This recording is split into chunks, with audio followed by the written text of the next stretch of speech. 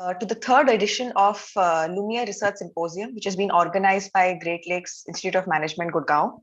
First of all, I would like to thank you all for joining us for this event.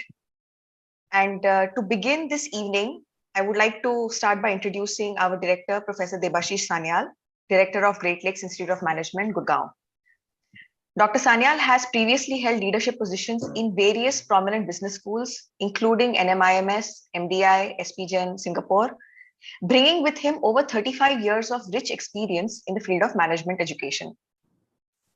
I would like to invite Dr. Sanyal to share his vision for Lumiere with all of us. Thank you, Doctor. Thank you, Dr. Sheetal, for introducing me. So Lumiere is a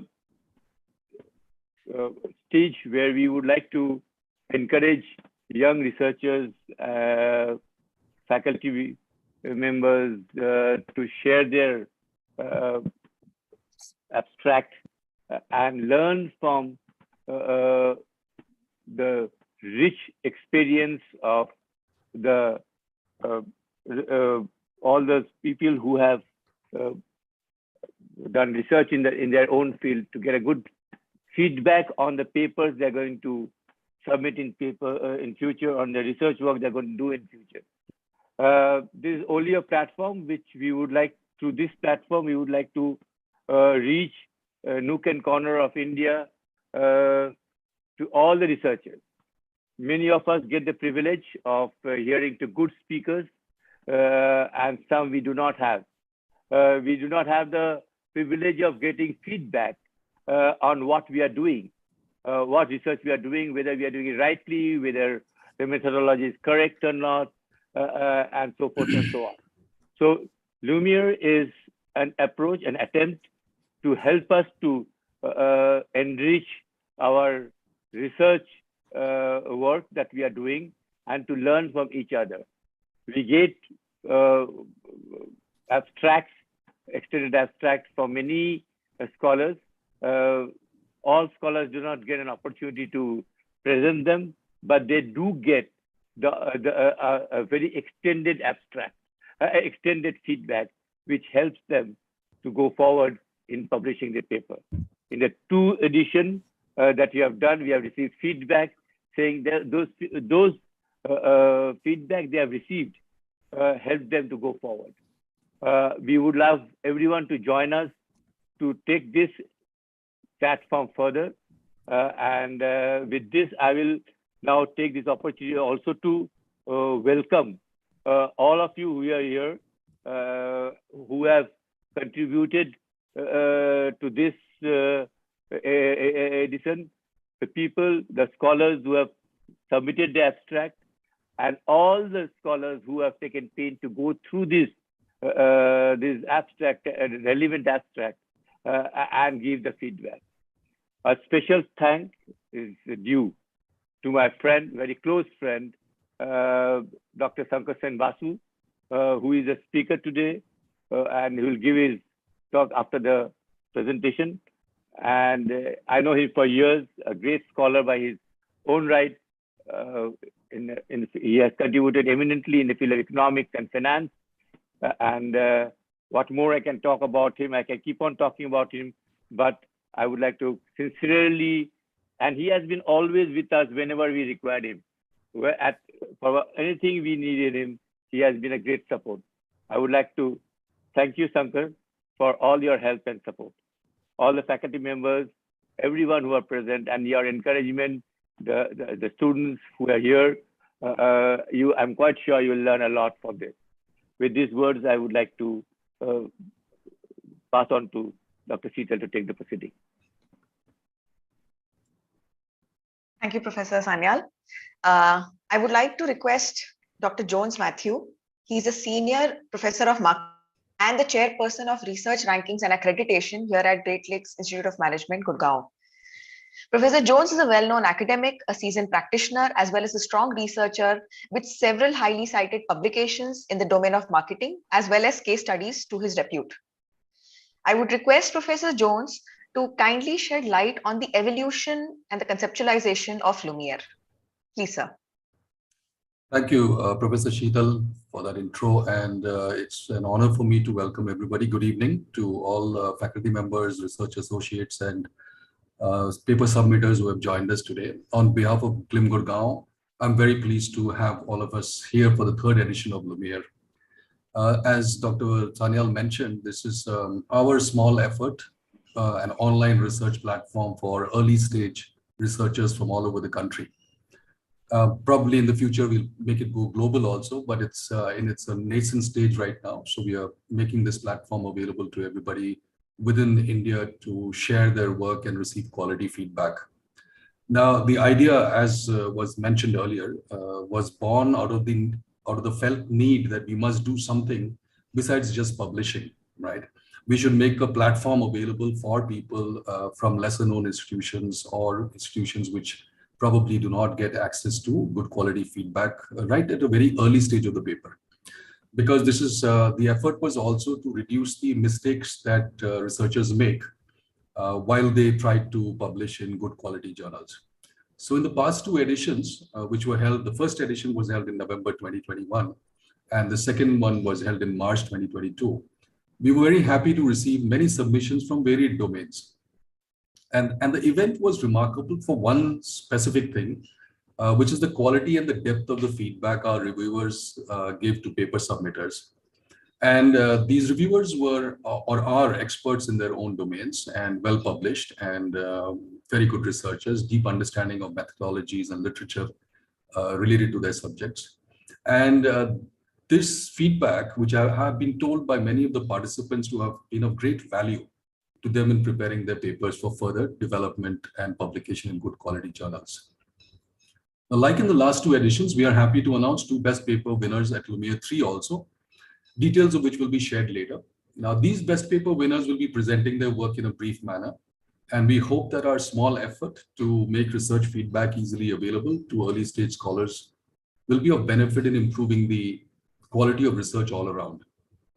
In our last two editions, we had also very eminent people from high quality institutions. For example, Dr. Karuna Chen from the strategy area of IIT Mumbai, in the first edition of Lumiere, who shared a lot of her insights and thoughts about how research had evolved over the years and what is the current focus area. And then we had Dr. Ivan Zupic from the University of London in the last edition, who also shared his own personal journey of research, which we hope that was quite encouraging for a lot of young scholars, making all the mistakes and avoiding pitfalls that normally happen with researchers at their early stage. Today, we are very honored to have Dr. Sankarshan Basu, also from a very prestigious institution. As you know, it's very highly ranked, IIM Bangalore. It has created its own space, and Dr. Basu has been known for high quality research. So today he will be speaking with us after the paper presentations are done. And on behalf of Great Lakes, I would also like to thank Dr. Basu for joining us for this event. Without further ado, allow me to hand over the proceedings to the organizers, Professor Sheetal, Professor Jagrati, and Mr. Ravi Ranjan. Thank you once again for joining into Lumiere 3.0. Thanks. Thank you, Professor Jones. I would also like to take this opportunity to introduce the organizers of Lumiere. We've been doing a lot of hard work at the back end to make sure that this event sees the light of the day. So I would like to introduce myself first. My name is Dr. Sheetal Menon, and I'm an assistant professor in the area of strategy at Great Lakes, Gurgaon. I've completed my PhD from IIT Bombay and have worked for a few years as a management consultant prior to joining Great Lakes. I would also like to introduce my co-organizer, Dr. Jagrati, who completed her PhD in finance from IIM Lucknow, her bachelor's from Lady Shri Ram College, Delhi University, as well as a master's from Delhi School of Economics prior to joining Great Lakes. Also, a shout out to our core team member, Mr. Ravi Ranjan, who has been very instrumental in helping us make sure that this event goes smoothly. He's joined Great Lakes as a research associate, and he's also currently pursuing his PhD from IIT Kanpur.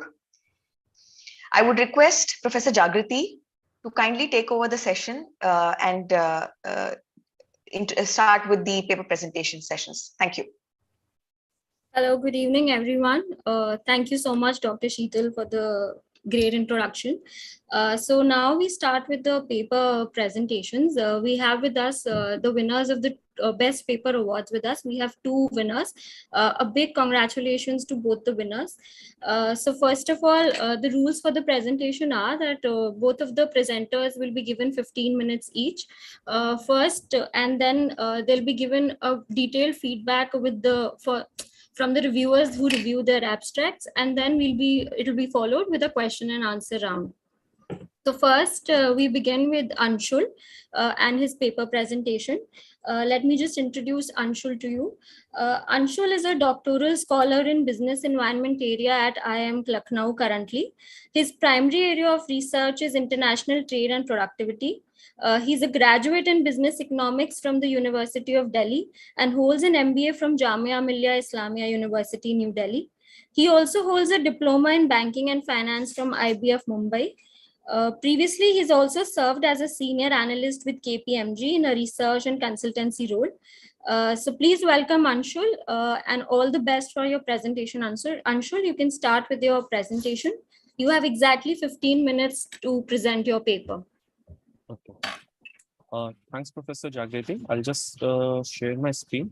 Yes, please.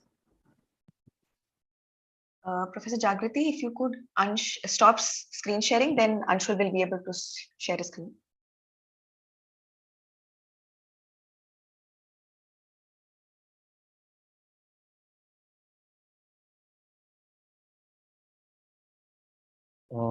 Can someone please confirm if my screen is visible?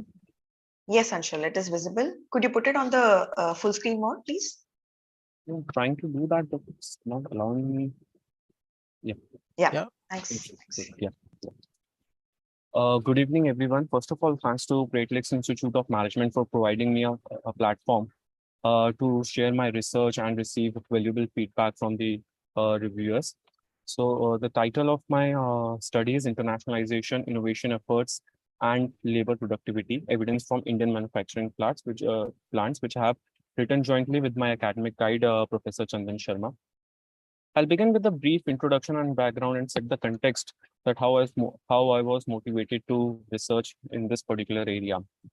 So we have the traditional growth literature advocates that industrialization as the most appropriate route for the inclusive growth of the economy.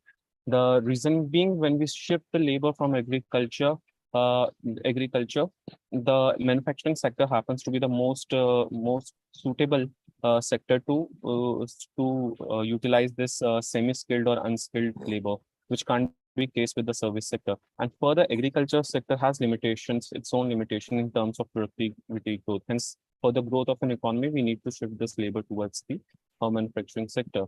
So in case of India in a post-independence era, we pursued a policy of import substitution industrialization, which precisely meant that we closed our economy to the outside world and protected our own industrial sector from the international competition. The idea was that this would bring the industrial as well as employment growth. However, in contrast, the East Asian economies followed a export-led growth policies, which led to a significant economic development. The primary reason was that the East Asian economics improved their productivity by investing in learning and managing capabilities, which could absorb and assimilate the technical change they could obtain from the foreign firms through exporting and through interaction with the foreign firms. Now, coming back to India, what motivated me to research on this topic is that if we go by the traditional trade theories, such as theory of comparative advantage or theory of absolute advantage, it says a particular country specializes in particular goods that should be exported and others should be imported, or in particular category of goods such as labor intensive or capital intensive. Most of the trade theories say that. But when I look at the top 5 commodities exported by India and imported by India, I find few things common, such as petroleum products, all pearl, precious, and semi-precious stones. So these are the particular commodities which we import as well as export a lot, which is in a way violation to the traditional trade theories we had. Moving further, if I look at the India's top export and import partners, we seem to be exporting and importing in huge numbers with almost somewhere with the same countries such as US, China, and UAE, again, which is in violation of the traditional trade theories. Again, if we just have a glance at the graph of our merchandise trade, that is export and import, they tend to be moving somewhere parallel to each other to some extent. Now, this motivated me to take research into this particular field where I study the role of export, import, foreign investment, and R&D together in the case of Indian growth of the India. So, beginning with the role of exports, the studies have suggested that the source of growth for any developing economies lies in the technical know-how and the expertise gained by exporting firms from their foreign purchasing partner. This phenomena has particularly been referred as learning by export in the literature. So that is when the firm starts exporting the know-how it receives from its purchasing partner that helps it in improving its productivity. Similarly, in case of the role of imports, the studies suggest that intermediate imports, which are used as a primary source of embodiment of new foreign technology, helps firm in order to improve its productivity, which basically means that in order to export world-class products, you need to import few intermediary products and the new technologies embodied in that particular import, which helps to increase Indian firms their productivity. Similarly, is the role played by the foreign investment, because investment also comes with the know-how, which helps domestic firms to improve their productivity. And now talking about the fourth important factor, which is R&D. Now R&D plays a very vital role because all the know-how received from three different variables that are considered, that's foreign investment, imports, and exports, they need to be absorbed and assimilated in order for productivity to be gained for the domestic firms. So this R&D units or R&D activities within the organization helps in absorbing and assimilating that technical change. Now I'd like to draw the attention of the audience towards few trends in the stylized facts. Now, we have simply drawn the kernel density estimates of the firms which are involved into exports and otherwise for the four different factors. What we see is that the firms with R&D unit tends to have a flatter domestic curve, flatter productivity curve, indicating firms to be better, the firms with R&D to be more productive than firms without R&D units. Similarly, if I move to panel 2 and compare firms with and without foreign investment, I see firms with foreign investment to be marginally better in terms of productivity. The same phenomena can be seen in case of firms which are exporting and firms which are not exporting. Exporting firms tend to be marginally more productive than non-exporting firms. And similarly, comparing importing and non-importing firms, importing firms tends to be marginally better. Now, this needs to be statistically and econometrically verified.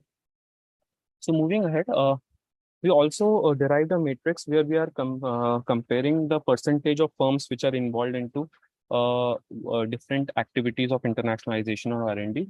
In order to understand this graph, for example, this particular graph refers to the firms which are involved into imports and the firms which are not, and somewhere in the graphs in middle, such as this graph refers to the firms which are involved in foreign investment as well as exports.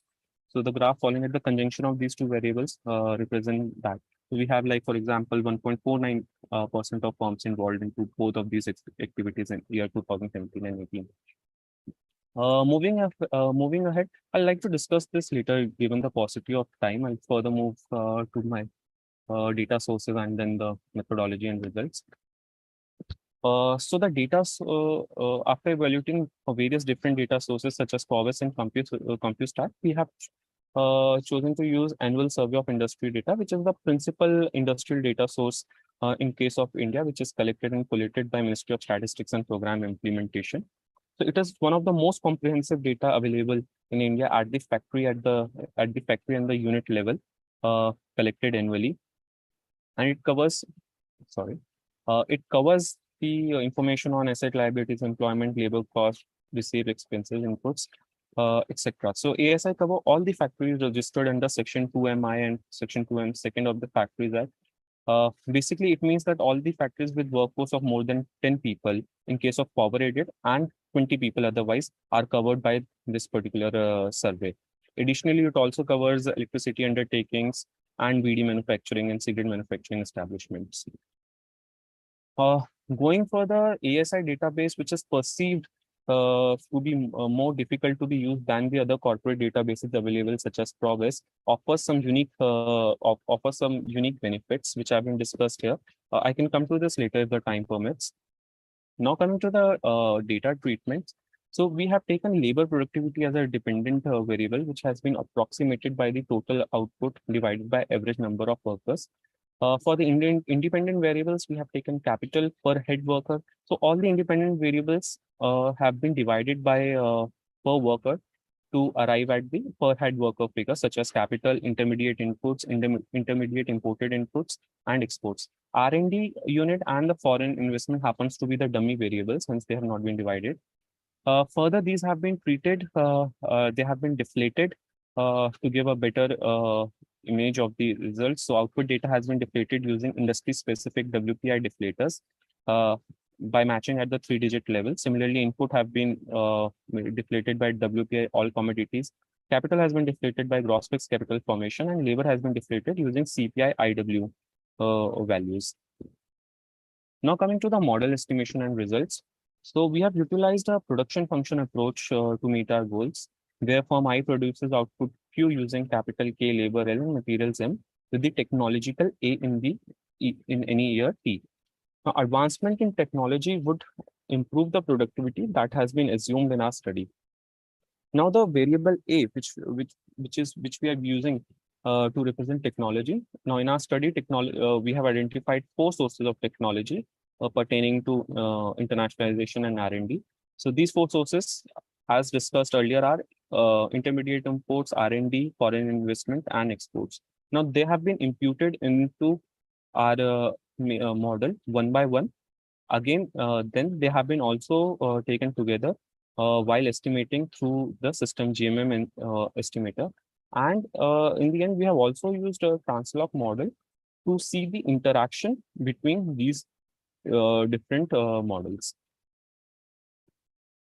So moving to the results summary and discussion, what we find is that our initial estimates showed that imported intermediate inputs has a significant contribution of 12.8% to improvement in labor productivity, whereas R&D only has a minor impact of 0.9%. Further, exports have a major impact of 15.7% on improving the labor productivity.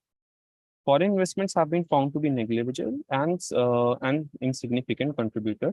That is in our initial results. Moving forward, when we apply system GMM, we find that the most significant contribution of 12.12% is depicted by imported intermediate input. We fail to find any significant impact of R&D on technological development. Foreign investment is found to be significant in this model, but its impact on improving technology levels has been relatively weak, with a contribution around 3.2% only. Exports have been found as the second most strongest factor in the technological advancement in case of Indian firms.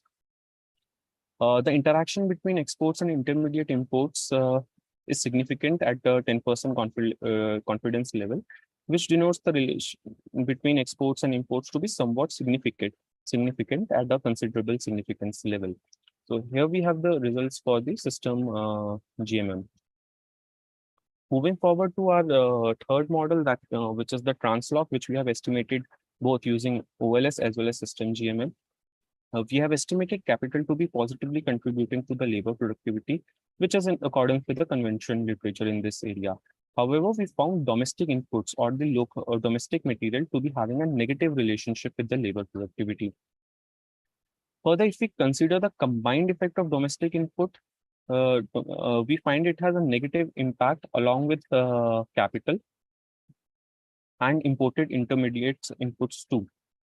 However, in comparison, the imported inputs contribute positively and significantly to labor productivity, which could be attributed to phenomena that the international competition also increases the incentive for workers to acquire skills and become more productive. as found by the study in a study by Falve and all. Also, this could be due to the increased demand for skilled workers required to increase productivity to compete internationally, as Helpen showed that there is an apparently imperfect competition between domestic and imported inputs. Further, R&D and FI are insignificant in individual capacity. However, this could be due to the dummy values of these two variables. But by applying the system GMM technique, it has helped us to achieve the significant coefficients of the dummy and interaction variables, however, at the higher significance level. So coming to the conclusion of the study and to the policy implications, what we can infer is that in case of India, intermediate imported inputs are the most prominent source of new technology and improvement in the labor productivity. Further, impact of exports on the technological advancement and labor productivity is also sizable, which makes our study consistent with the results of the studies on learning from exporting and learning from importing in the strand of literature. Regarding R&D activity, it is well accepted that R&D costs are sunk cost and then impact can only be seen in medium run to long run. The huge size of ASI dataset which we use, giving us the more than 94,000 observations, and the application of varied production techniques, we were able to ascertain the statistical significance and the positive contribution of R&D and foreign investment, albeit at a higher level of significance. We can infer that the Indian manufacturing firms are largely dependent on foreign sources of technology, which could be through the technology embedded in imports or through the technology and skill transfers from the foreign partners, which happens through exports or through foreign investments. So we recommend that there is an urgent need for initiatives and policies to encourage in-house R&D in the Indian firms, so that the technological know-how gained from the foreign partners could be better absorbed and assimilated within the firm, as well as could have a spillover effect to the other firms within the industry. So for that, we recommend this could be achieved through industry and trade policies, encouraging the skilling, reskilling, education, knowledge development, and the innovation in the Indian economy. With this, I thank the audience, organizers, and the reviewer. I'm looking forward to questions, comments, and feedback. This is just absolute numbers for the matrix I discussed earlier. Also, I have prepared a few comments like the redressal to the reviewers' comment. Should I discuss it now or after the reviewers' comments? You can discuss it after the reviewers' comments, Anshu. Thank you so much. May I now please invite the reviewer, Dr. Bappa, to give a feedback on the presentation made by Anshul. Dr. Bappa happens to be a reviewer, Anshul. He's an esteemed faculty member at the Great Lakes Institute of Management and is a professor in the area of analytics here. Dr. Bappa. Okay, thank you. I'm audible, right? I don't have a screen to share. Yes. Okay. So thank you, Anshul. So I really liked the paper, and I think I had tried to give you some feedback, and you have made my work easy by saying that you have slides to kind of address the feedback. So we'll definitely look at that differently. So, but for a kind of general concerns which I had and the general summary. So what I particularly like about the paper is two things. One is you're using the ASI data source, which is an untapped source, and I think that's a very important data source one has to do. And second is you're actually looking at a very topical question, which probably in the presentation you are going more on the macroeconomic aspect, but you could have focused straight away in the presentation for the audience is that you're basically looking at the contribution of foreign FDI, R&D in the Indian manufacturing. So that's the kind of thing which you're looking at, and that I think is an extremely important thing. When I read the paper, it was technically very sound. Since I don't have the data, it definitely looked very sound. There were some minor points and some of the concerns which I had, which I've kind of pointed out. But in terms of and and those can be easily fixed. Many of them can be easily fixed, including those about the bibliography and certain things. But there are a few things which you'll have to kind of spend a little bit more time. So you use the panel data. You use fixed effect, you use random effect, you use SUR, and you also use GMM, right? Okay. Now, I'm guessing, presumably you had done the GMM and the SUR because you wanted to get rid of the endogeneity. That's one of the things, right? And that's why you did the cis GMM. Now, the thing which I was slightly worried about is that you have only 3 periods, 2015, 16 to 17. Yeah, only 3 periods. Now, when you're doing a cis GM and you're trying to do an IV, because you're looking at production function, automatically YT will depend upon YT minus 1. So that is your first lag gone. Now you don't have anything left for the IV really. So normally what we try to do in the IVs is we try to look for lag 2 onwards. You only have 3 data points, so your IV might not be very strong. So obviously you'll get an output. So you may have to kind of have a better justification that why do you want to do a cis GMM. So you will get an output. But the whole idea about doing that kind of methodology is you will get an IV from the previous lag, which because of 3 data points, you will not be able to do that. And the same thing, will be happen with an SUR. So there has to be a very good convincing reason as to why, apart from fixed and random effect, you wanted to do a cis GMM. Now, if IV is what you are looking at, then maybe you have to look at what are the other possible IVs. Because, if you had, let's say, 6 years data, then I think the cis GM is probably the perfect way to kind of handle the problem. So 2 ways: either you can look at, larger amount of data to handle it, or may have to look at the, or you have to think about, or you have to justify it. Now, in the paper, what is coming out is, one can see the tables, and although you have to organize the tables in a bit structured way, it's a very, very haphazard way, and it makes very difficult for the reader to read because, you read the initial description, then you suddenly discuss the results, and the table is at the back, and then there is an estimation model discussion. So that arrangement has to be done, but the results have to be properly kind of compared, and one needs to get a clear insight that in fixed income, fixed effect, this is what we got; in the random effect, this is what we got, and therefore what does it mean? Most of the coefficients are very consistent, right? So that part becomes easier. You will probably also have to make a point, because since you're doing a production function estimation, that it is, I just quickly checked, it was a decreasing returns to scale. But is it possible to kind of just give a description of, since you're looking at ASI data and you have the IC codes, so could you also give some idea about the returns to scale parameters across some of the sectors? So is it the uniform, the same or not? So that's about the part. Another thing which I wanted to point out, and I've pointed out in the last slide, is that you make this point rightly, that the effect of R&D has a medium or a long term. But then your last slide has a lot of recommendations about India should invest more in R&D. Now, these 2 statements are correct, absolutely correct, that, medium and long term, and also India should invest from R&D. But these 2 statements, so this recommendation doesn't follow from your research. Because your paper, you only admit that, because you did not spend much time on the R&D because the effect has to be seen on the long term. So then, we can't make that recommendation based on your analysis that India needs R&D.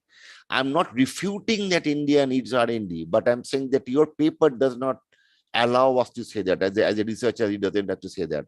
And that is, I think, when all of us start career, we get slightly carried away by things we want to say, although the results are not there.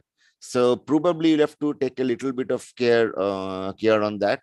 And the other concern which I had, I'm sure you must have fixed it, is that I was slightly worried about your notations. So 2 types of notations. Some of the notations were confusing. I could not figure out, I could not see how were it following. But the other worry I had was, you had written in the paper that small k, small l, those denoted log. And after the log transformation, you did from a Cobb Douglas, you did small k by small l. And I was worried that are you doing log k by l, or are you doing log k by log l? Okay, because your notation suggests you have done log k by log l, whereas what you meant was, I think, log of k by l. So I think this one is slightly which you'll have to address, and the others, I'm sure, when you revise and re-revise and rework on the paper, everything should be fine. Okay, so let me see your responses, and if others have also some questions, you can possibly take all of them at the same time. But overall, it's a good paper, and there is a lot of scope. I'm sure you will be able to expand it with the longitudinal ASI data, and it will be good work from the PhD. Yeah, thank you. Thank you so much, Dr. Bappa. Anshul, you can share your screen and you can show Dr. Bappa the. Sure. Yeah. Sure. Just a minute. And then we'll take on the questions. There are 2 questions in the chat box here.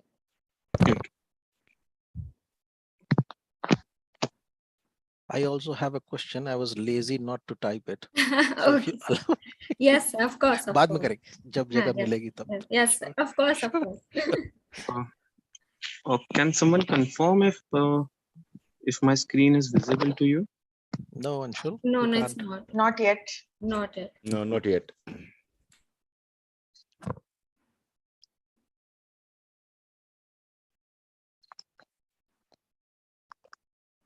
Is anyone else sharing their screen? No, I guess there is some settings issue with this particular PPT. Is it visible now? No, not yet. Yes, It's coming. It's coming. Now it's No. Okay. It's coming. Actually, okay, fine. But now the screen is not visible to me. That's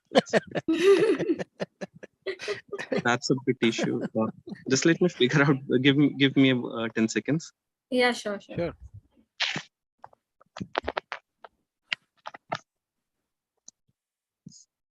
We can see all your WhatsApp messages. I tell you. Yes. This is privacy issues. My God. And then Royal Economic Society. That's good.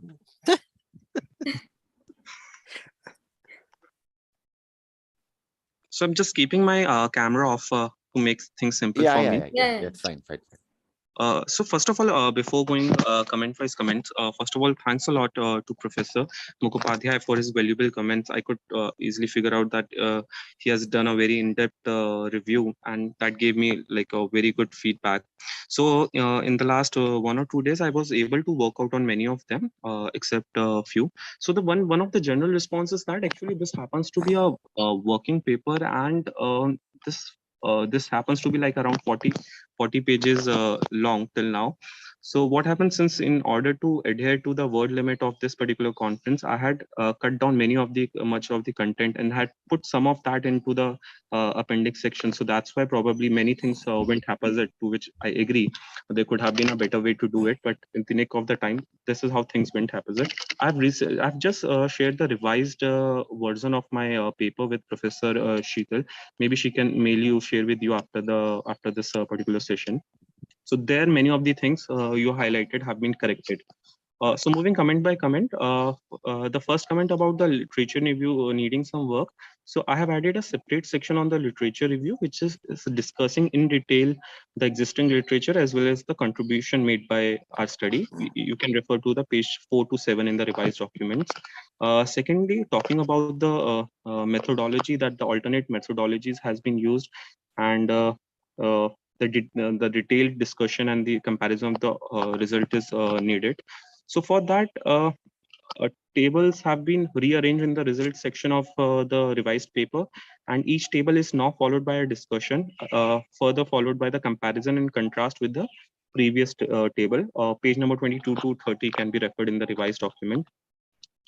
Now coming to the third comment, that is the above model could be affected by endogeneity. This referring to this particular line, and asking to mention possible omitted variables and dynamic endogeneity. So the idea behind choosing this particular methodology was First of all, we believed, first of all, about the data. So why I'm only using 3-year data is that the data on foreign investment began to be collected from year 15-16 only. And by the time of the study, the data was only available till 2018. Now we have 1 year additional available, now recently released. So we could only take 3 years. Now we believe that given the number of observations, which we had more than 94,000, and we had more than 30,000 unique firms in our panel, what we believed is that probably given the robustness or given the coverage of the data, there won't be any endogenous issues at all, even if we go with simple methodology such as OLX or fixed effect. But in order to check that and to render more credibility to our analysis, we used alternate methodologies just to confirm that our initial results are in line with that. So here, in this case of when I say to mention the omitted variables, what we are doing, what we are saying is that at this particular point of time, we are able to only find out these variables. We believe only these variables to be the major factor. At this level of knowledge, we don't know about any other variables, but they might exist. In order to eliminate any impact of them, we have used the more sophisticated methodology such as system GMM. So I have added a paragraph explaining this. You can refer page 17, the last paragraph, and second paragraph on page 18 of the revised document. Yeah, regarding that R&D, yes, I agree to it. That exactly, as you rightly said, that R&D is needed in Indian Indian industry, but that is not clearly coming out of my analysis. That was something new, and I need to think about it more. But the one thing which I would like to say, what we had done different is that why it is different from that thing is different from other studies. So in case of Indian data, literature suggests that when we take R&D spending as a variable, often much of the spendings which ideally should have been other heads are classified into R&D just for the tax benefit purposes, or R&D units are just established to get some benefit out of it. Maybe by just installing one computer, you declare it as an R&D unit. So here we have taken R&D units only which are registered with respective departments of Ministry of Science and Technologies. So the number of firms with R&D which we got further reduced. So what we are trying to say is that with the given data, status of the data across all the databases for the Indian, this is the best which can be done. Hence, maybe more R&D is something advisable. Coming to the comment 5, that is where can I just interrupt? And Dr. Bappa, is there any question in particular you want an answer to, so that we can, just be a little quick with the another presenter? Yeah. So could we just go straight to that the log part? What is that variable part? So not this one. The one which I had given you comment about that. Is it log LIT or KIT? So what's that? So first of all, for that log K by L, or is it log K by log L? So the capital in itself, while I was discussing in my presentation, the capital itself has been taken as capital per head worker, which now is there in the data section of the paper, which wasn't there in the shorthand. So every variable has been taken as per head worker. So it's K by L, or it's IMP by L. This would go together because initially it's a data. Then you have to correct the notations in the paper. Yeah, so there I agree, there is some confusion in the notation. Initially it was even more complex and has been corrected later. There has been typo errors. Okay. Otherwise, thanks. Okay. Thank you so much. Anshul, you can share the document with us, and we'll share it with Dr. Bappa and let you know. Sure. I have already shared it with Professor Menon just before the conference. So thank you. Also, if there, can we take the additional questions once the keynote speaker has done with his presentation, because he'll be with us sharp at 6:30. So there are 2-3 questions in the pipeline for you, Anshul. Maybe we'll take it up once the keynote speaker has given his presentation. I'm sorry for all those inquisitive minds here. There'll be a little delay till you get your answers. So moving on, and congratulations, Anshul, once again, and that was a brilliant presentation. So moving on, we have with us the another winner of the best paper award here. There are two authors for this paper. There's Puneet and there's Rosie. Rosie is here with us today. She'll be presenting the paper. I'll just introduce her. Rosie is a senior research scholar and she's pursuing her PhD from the Institute of Management Studies and Research, Maharishi Dayanand University, Rohtak. Her area of interest is HRM and behavioral finance. Rosie, you can share your presentation, like you can share your screen and start with your presentation. The rules are the same for you. You'll be given 15 minutes to present your paper, followed by a detailed feedback from your reviewer and then the question and answer round, probably at the later part of the seminar. Okay, sure, ma'am. Am I audible, ma'am? Yes, you're audible and all the best. Okay, is my presentation is visible? Yes, it is visible. Okay. So firstly, I would like to thank you, ma'am, for the lovely introduction.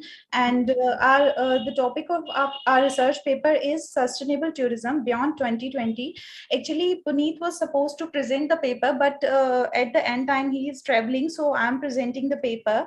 So this study, the purpose of this study is to systematically review the articles published on sustainable tourism during the COVID-19. The paper focuses on the current state of knowledge on sustainable tourism, identifies the relevant opportunities for successful implementation and development of sustainability in the tourism industries, and give future directions.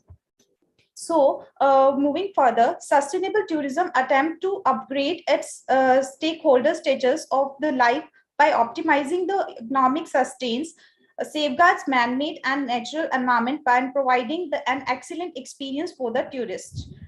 Extant literature emphasizes the need to focus on sustainable tourism, detailing on environmental issues related to tourism development. But the question arises that what is the way forward for sustainable tourism, role of sustainable tourism in helping to revive the tourism industry post-COVID-19 pandemic.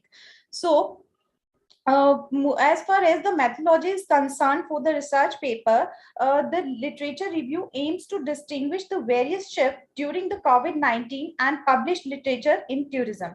So the time duration we have chosen for this study is 1st January 2020 to 31st December 2021.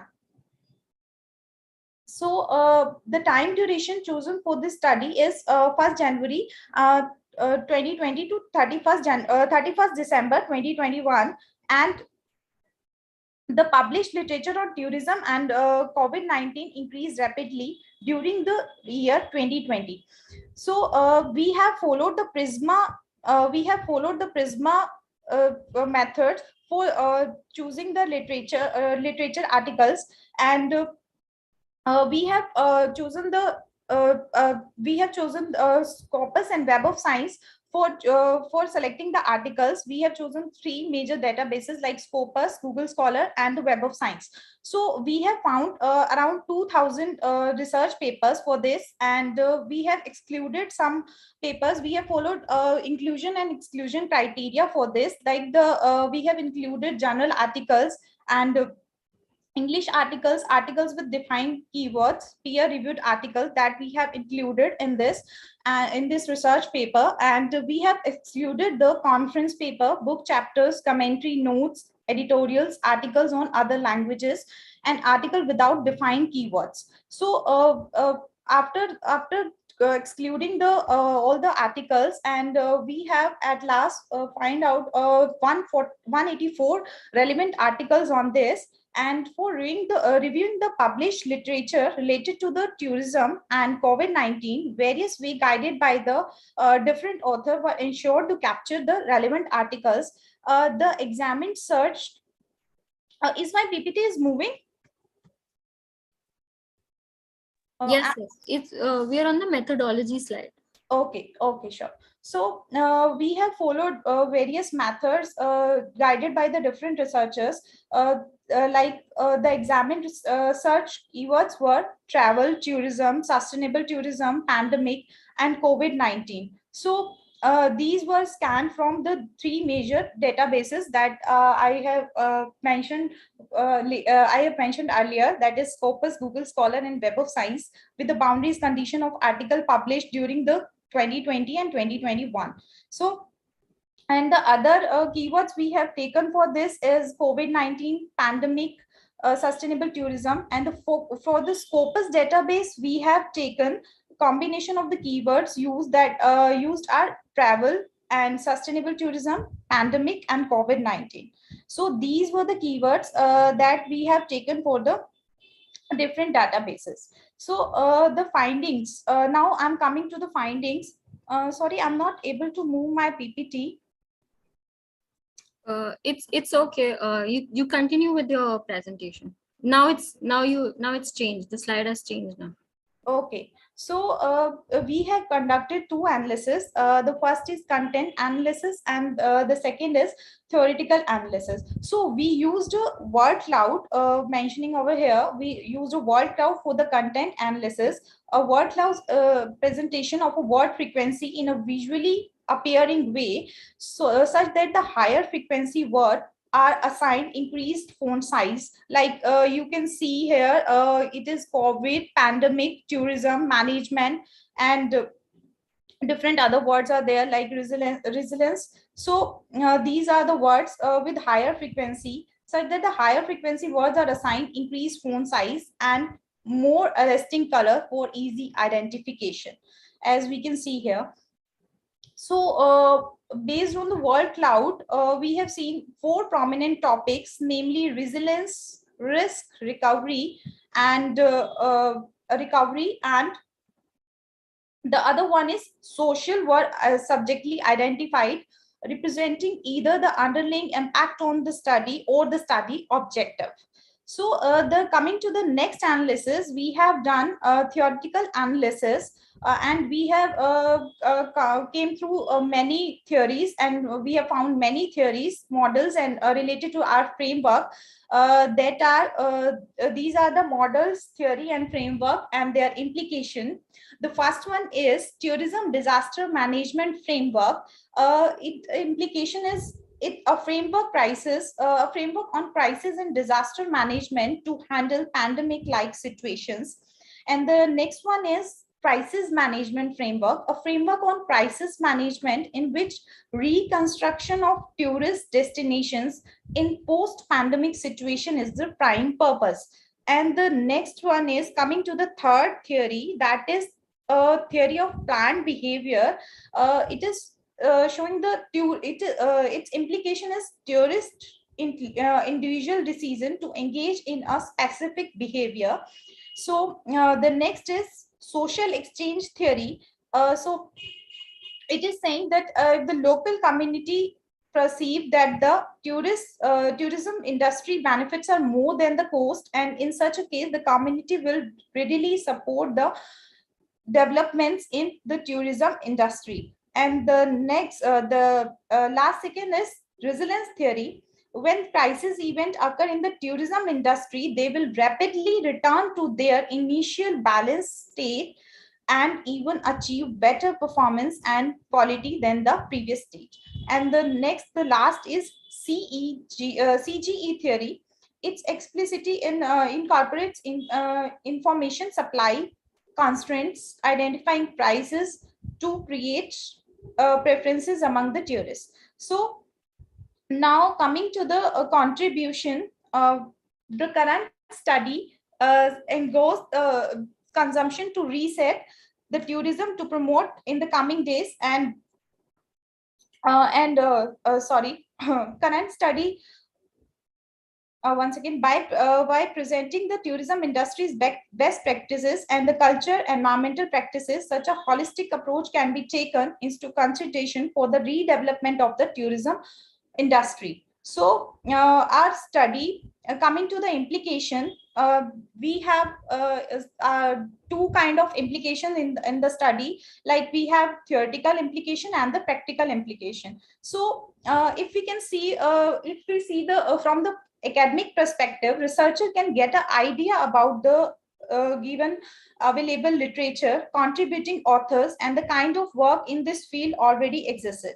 So, so that the further research work can be carried out forward for new knowledge creation. So, in our study, we have provided the future direction to the researchers who want to further explore the work on sustainability on tourism. So, for the practitioners, for the practitioners implication, we have provided valuable information in the terms of thematic analysis and the world cloud. So, coming to the limitations, our study have various limitations, like we have conducted the current analysis by taking the specific time duration, and that is like 1 January to 31st December.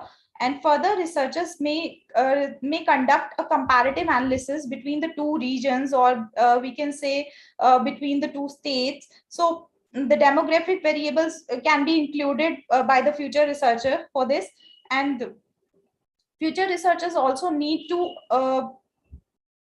future researchers also need to study the sustainable development indicators in tourism post pandemic, and the monitoring and evaluation of the government policies, process, and revival of the efforts need to be taken care of. So for the sustainable long-term growth in tourism, decision making, deliberating, planning, and the ability of all the stakeholders to create an impact for reshaping the tourism related policies instrument are the critical for flourishing the tourism industry. So this is all about the today's presentation. Thank you. Thank you so much, Rosie. That was a brilliant presentation. May I please now invite the reviewer for the paper, our esteemed faculty member, Dr. Uma Shankar Venkatesh. He happens to be a professor in the area of marketing. Sir, may we have your feedback? Yeah, am I audible? Yes, sir. Yes, sir. Right. So thank you, Rosie, for your presentation.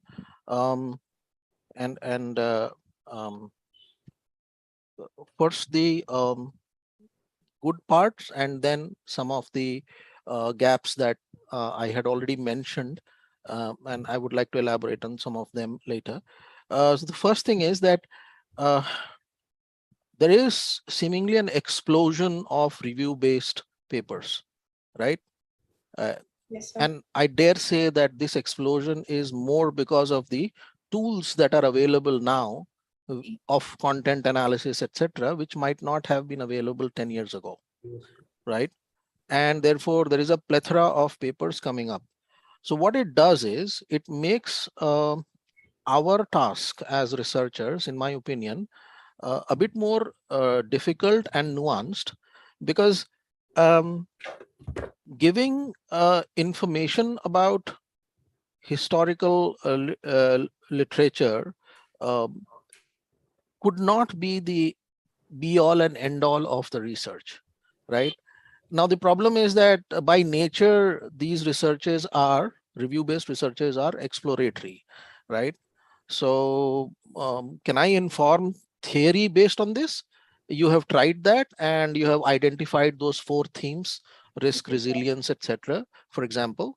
And I think that is commendable, because that sort of gives a fillip to people who are really looking for insights for further research. So that is one part of the objective that has been, I think, achieved. And I wrote that as well in my review. Yes, sir. Right. And the other part is, yeah. So when you say that, there are 2 ways of using the outputs that your research has generated. One is at the theoretical side, and the other is the practice or policy implication side. I think the paper has brought, I have not seen the paper, I've seen the abstract, extended abstract. So it has brought that out in some detail, and in considerable detail. I must say that that is also something that I found positive about the paper, right? Quickly coming to some of the suggestions, and maybe an area or which has, in my opinion, some improvement possible, right?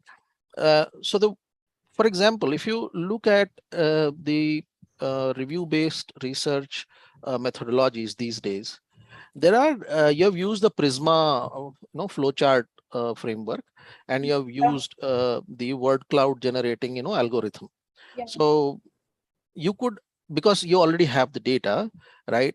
You have chosen these three sort of databases.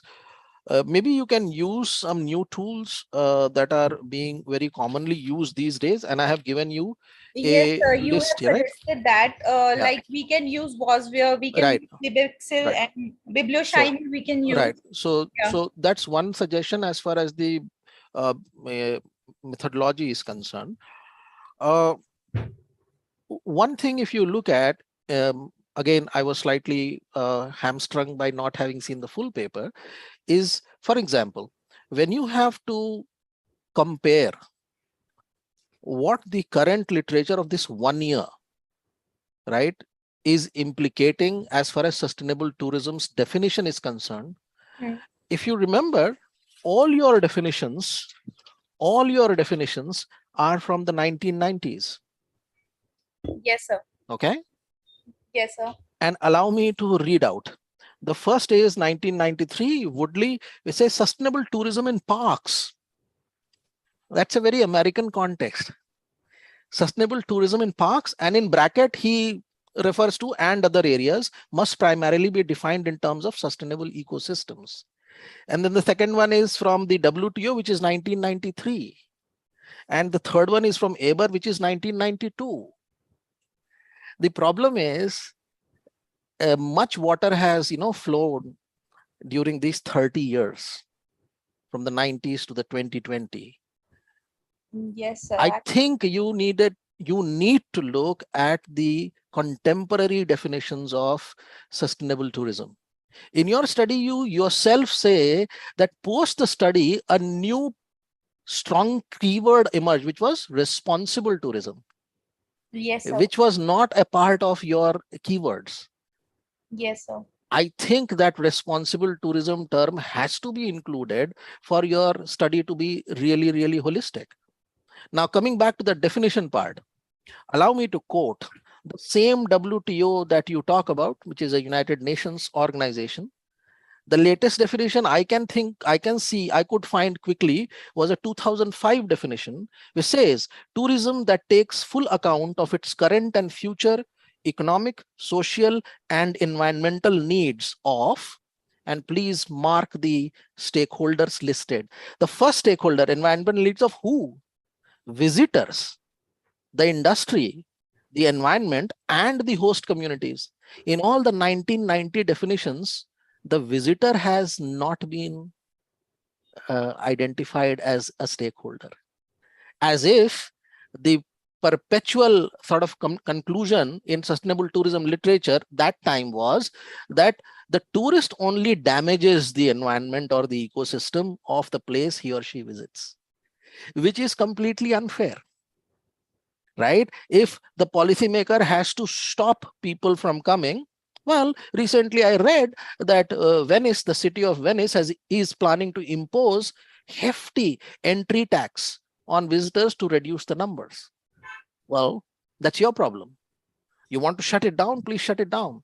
So my suggestion here is, practically as well as theoretically, when you bounce off your findings of 2021 with definitions which were formed in 1990s, I don't think it is a realistic representation of what sustainability in the context of tourism today means, right? मैंने आपको सिर्फ एक difference, I have only pointed out one difference, that stakeholders के list में tourist का, visitor का mention नहीं आता है पुराने definitions में, but we have to include that, right? Yes, sir. For example, there are many dangerous locations of tourism where visitors get mugged, right? I won't want to take names because this is being recorded, right? Right. So how do you explain that? Is that a good tourist experience? Is that sustainable tourism ka part? So I think you need to look at some new definitions, contemporary ones, and the current definition which I read out, it is United Nations Environment Program and United Nations World Tourism Organization combined definition, published in 2005 in a report called Making Tourism More Sustainable, a Guide for Policymakers. And I specifically refer to page 11 and 12 of this report. So the idea, therefore, is that because this is a review-based paper, it becomes even more important for us to be absolutely faithful and intensively focus on that 1 year time period that you have used. All right. And my final suggestion is this. Having read the extended abstract itself made me feel very uncomfortable when I started reading the purpose part, which is the part 1 of the extended abstract. And there are so many problems in the way we have formulated what we wanted to write. And it is at times very difficult to understand. ये बहुत ज़रूरी है that we check what we have written or get it checked, right? And I think in my review, I have identified a couple of places as an example. And those kind of sort of bloopers are many. इसकी वजह से क्या होता है, the overall quality of our writing gets degraded, and we have to be very careful, the use of word, the diction, the right structure. So I don't want to take any more time. I congratulate both the authors for having chosen because the pandemic really hit the tourism industry the hardest, right? And I think it is very relevant and timely. So I applaud you for that. But I think you can also look at some of the suggestions I have made and hope you find them relevant in the context of what you want to publish. Thank you very much. We'll take care of it. Thank you. Thank you. Okay. Thank you so much, Dr. Uma Shankar. And thank you to both the presenters, and congratulations for winning the award. You both will also receive a gift voucher from Amazon worth ₹5,000. So once again, congratulations. We'll take up the questions once our keynote speaker has done with the presentation. Thank you for the patience. Dr. Sheetal, you may take it up from here. Yes, thank you very much, Jagrati. And once again, congratulations to both the best paper award winners. So without much delay, since we are running a bit short, I would like to introduce to everyone here the keynote speaker for today, Professor Sankarshan Basu, and he's a professor in the area of finance and accounting at IIM Bangalore, where he's been a faculty since 2002.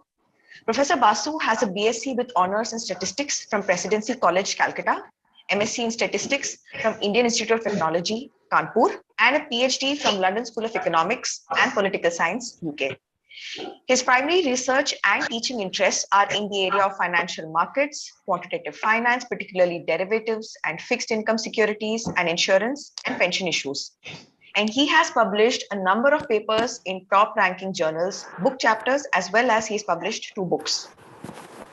Prior to joining IIM Bangalore, Professor Basu had also worked with ICICI Bank, as well as has been a teaching faculty at London School of Economics and Political Science, the Heriot-Watt University, Edinburgh, UK. Professor Basu is also a visiting professor at the University of Twente, Netherlands, Gothenburg University, Sweden, ESCP, Paris, and a number of other international universities, just to name a few.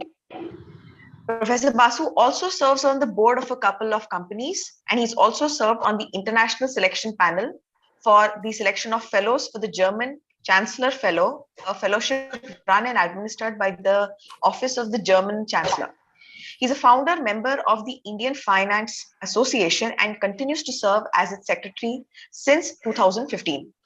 He's also served in numerous roles within the Asia Pacific Risk and Insurance Association, including as a president in the year 2014-15. So I would like to request Professor Basu to take over as the keynote address.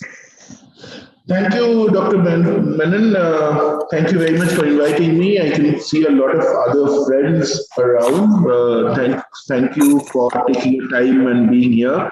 What I want to kind of talk about today, as you can see, is in the context of going on and what in the flow of the sessions.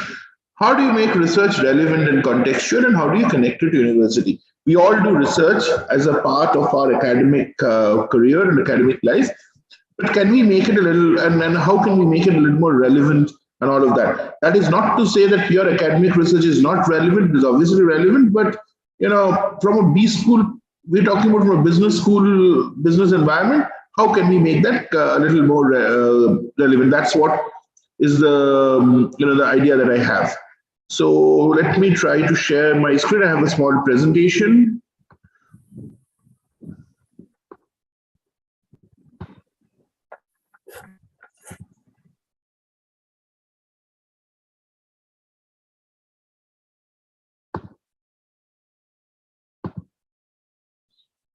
Okay, so let me start out directly and without wasting too much time, because I know we are running a little behind. I'll come into this and I'll talk about each one of them in a minute, but at the end of the day, research is something which has now become very kind of central to an academic life. Having said that, one could always argue that, do I need to be a researcher? And I think for whatever the good or the bad thing, we have moved into a world where being a researcher, if you're an academic, you by default become a researcher.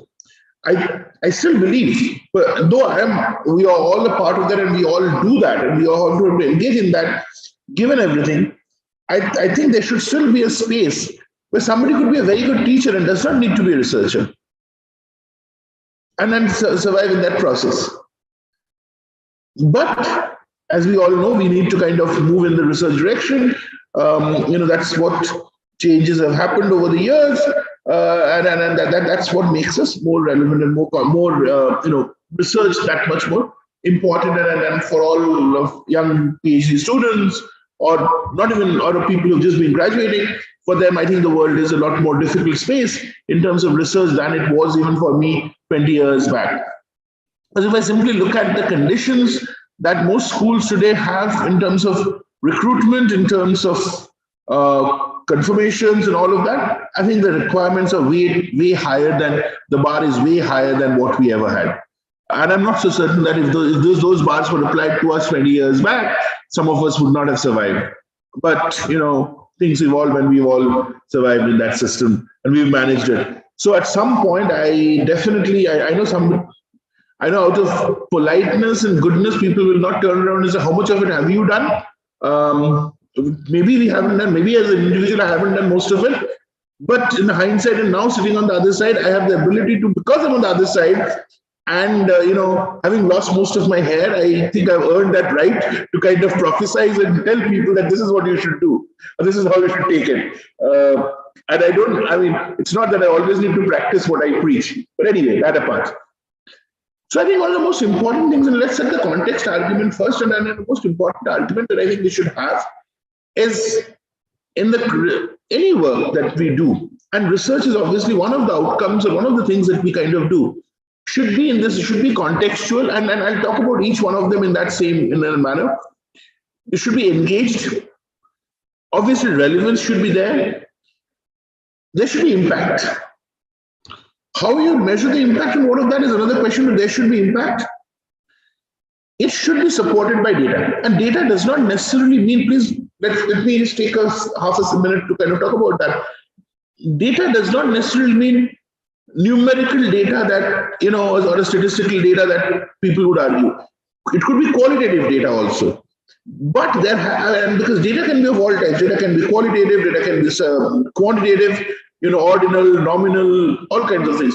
But it has to be driven by data. It has to be justified by, so in a larger context, it has to be justified in the context of what we are talking about, and it has to kind of follow that context. It just cannot be a random suggestion from somewhere and a random, it cannot be just that I wake up and I kind of think that this should be the case and leave it. Even if I'm that brilliant, I cannot do a research like that. I don't think in today's context Fermat would be surviving. That he wrote down his last theorem and it took over 100 years for that theorem to be solved. Obviously, he had a proof in his mind. I'm not even certain that Ramanujan would have been surviving today, because a lot of the things that he did, he didn't really take pains in proving it, and that would have been a problem. And I think that's what I mean by saying data-driven. If I make a conjecture, if I'm saying something, it has to be justified, it has to be data, it has to be backed up by some data. And data, as I'm repeating, is not just quant data, not just numbers, could be qualitative.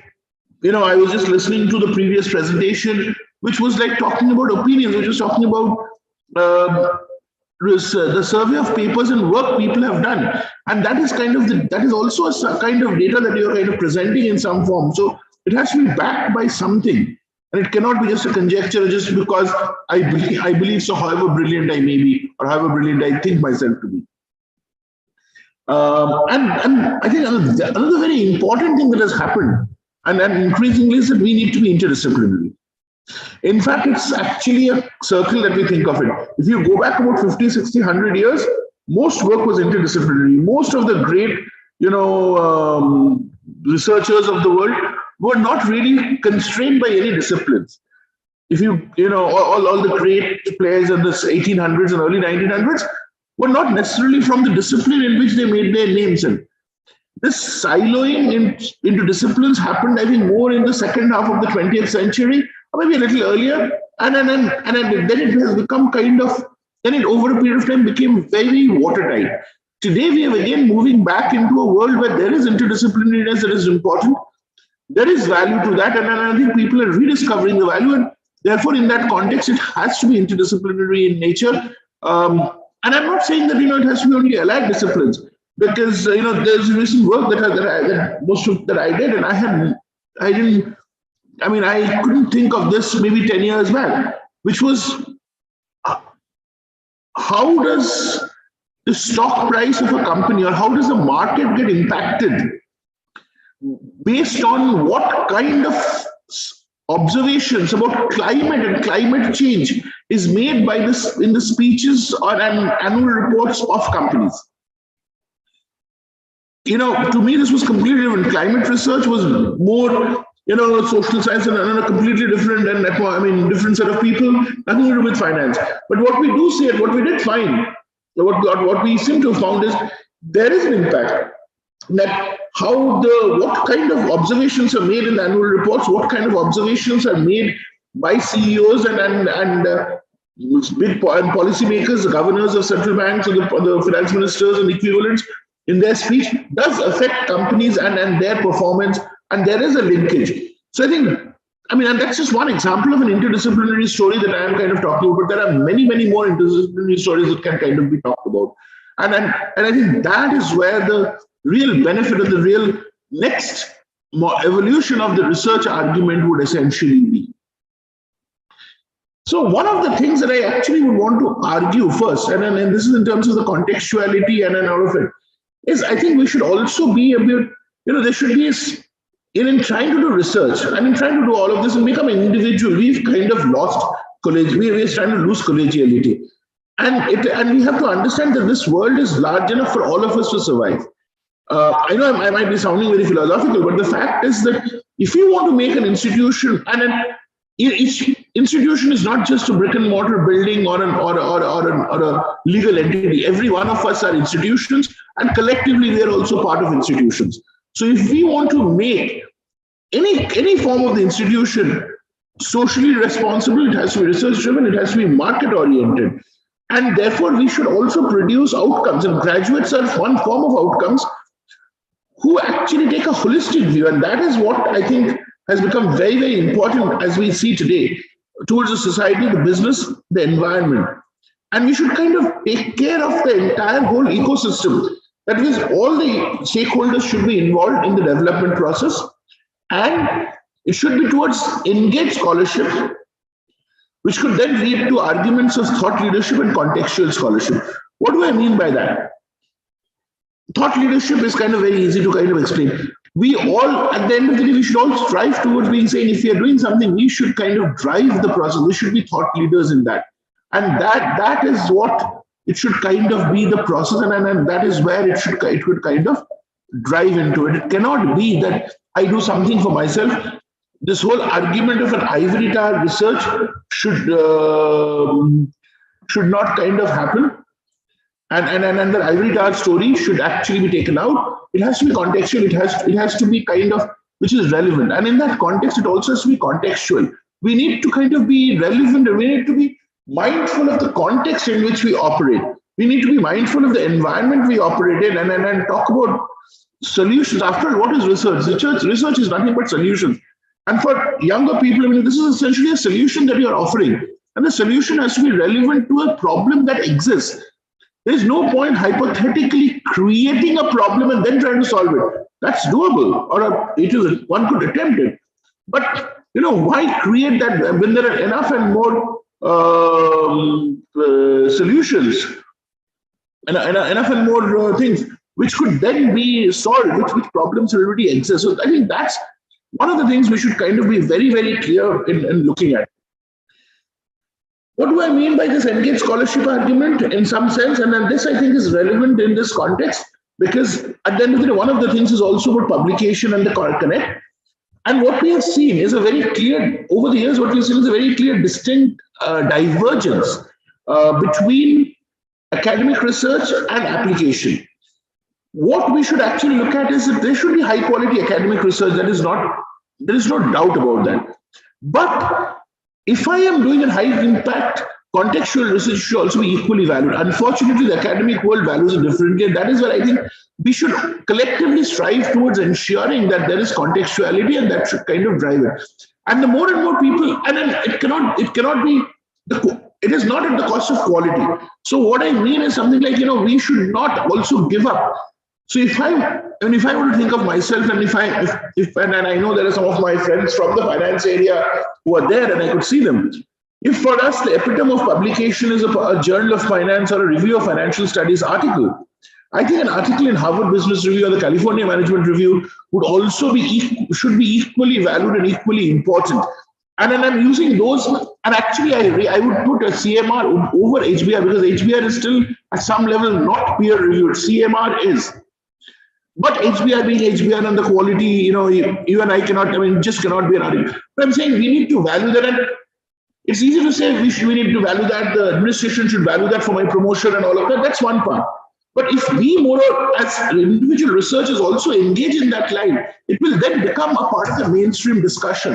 And I think that is also very, very important. We should start looking at those contexts and those arguments, because that is where solutions to industry problems, so the other part of the question point about the industry connect will become automatic and immediate, because people will then, industry will then really look at it and say, okay, these are real problems that we have, and let's kind of solve. And this seems to be some kind of a solution that exists. And what do I mean by, in a more theoretical context, what I mean is that as researchers, while we should emphasize the knowledge creation, but we should also kind of contextualize it, and rather than becoming, as I've written, pure knowledge brokers, that somebody does it and we simply kind of replicate it. A lot of the research that we'll end up seeing is there is a problem that has been solved in some other part of the world. We just replicate it with another data. It's good to test it, but is that really adding on to the knowledge base, and and that's only an incremental knowledge base. From a tick box perspective, I have to publish 5 papers, that might be met. But from a creation of knowledge, a body of knowledge, how much additional incremental value am I creating? And that is where I should be targeting. I think we should start targeting that. Can we increase an incremental value argument? And it is in that context I have written that argument of entrepreneurship, because irrespective of what discipline we come from or what discipline we work in, or we kind of, in a sense, quote unquote, represent, I think entrepreneurship is something which cuts across all disciplines in a horizontal manner. So if we have these vertical silos, it cuts across horizontally. And that is one, and that is where the economy and the whole world seems to be moving towards.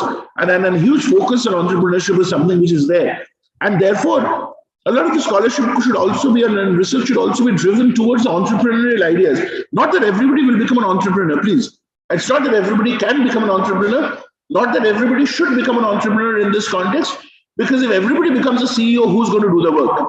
Finally, we need workers also. So everybody can't be a CEO. So I agree with that. But I think what I mean is be entrepreneurial in your approach and focus on that. And one of the biggest things that entrepreneurs do is, after all, they take risk. So we should also be imbibing some of that in our research and do those outlandish things. After all, not every single piece of research or every single piece of work will actually translate into a success. And the failure is also important to be documented and put out in appropriate fora, because that way subsequent generations will know what not to do. We tend to only keep on saying what to do, but we should also tell people what not to do. And then that is where the entrepreneurial spirit and the risk-taking ability will kind of really help in that process. Engagement with industry is very important, and I've deliberately written this. Some of this may not relate to all of you at this point, but in an environment that we will all finally be, some of us are already in all of it, we need to engage with the industry. And how do we engage with the industry? Why is this needed? Industry, at least in most, even in the developed worlds in the US and all, very few industries are going to really come to academia and say, well, this is a problem, solve it for us. They will come to you for specific issues. So those consultings and MDPs and all that we kind of talk about are sources through which we understand what the real problem in the industry is.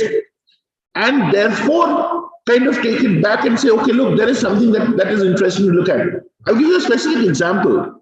And again, for those of you in finance, and I did see Professor Sanyal, I did see Bappa and a couple of others, they will relate to this very well. But so in the, and this is because I am engaged in that. So we're doing some work for a bank and, market data. There's this whole theory called option pricing theory, and the volatility smiles in option pricing under the Black-Scholes pricing. Now, theory says that the put and the call, the smiles arising should be kind of symmetric, and the put and the call, there should be no major difference. What we'll end up seeing in Indian market data, and this is what I learned because I was doing some work for them and looking at that data, is that the skew is much higher in the call side than the put side. Now, this, the bank doesn't have a problem. The bank knows how to resolve this and how to make money out of it. But this information to me now gives me an information or a basis to say, is there a market microstructure issue that I can address? And can I address this problem so that it can be a larger solution? Now, and that's the point I mentioned by times consulting, MDP, whatever else it kind of stays in that process, is because it is not needed for them and they're not going to come to us. But this is a problem that I can solve, and I can go and say, look, you're doing this, but this is probably suboptimal. And they don't even know it's suboptimal, but if I can go and show them this is suboptimal and better, they'll be happy to take it. Industry will be happy to engage with it. But industry will engage with it only when I know that this problem exists. That is where all of those kind of help in that process. So that's why I've kind of highlighted that.